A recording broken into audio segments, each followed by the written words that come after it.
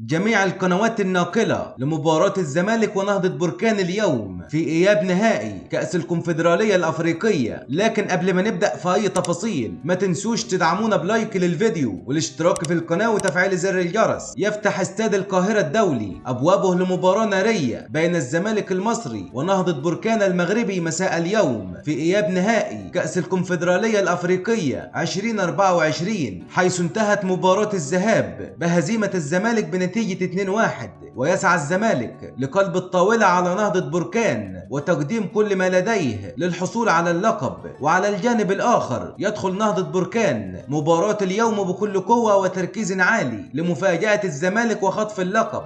أما عن القنوات الناقلة للمباراة فتنقل المباراة على قناة بي ان سبورت اتش دي 6 بصوت المعلقين جواد بدة وعلي محمد علي، وقناة اون تايم سبورت الأرضية بصوت المعلق مؤمن حسن. في النهاية ما تنسوش تكتبوا لنا توقعاتكم لنتيجة المباراة في التعليقات، لايك للفيديو لو عجبك، واشترك في القناة لو انت أول مرة تشوفنا. شكرا لكم على المشاهدة واشوفكم على خير.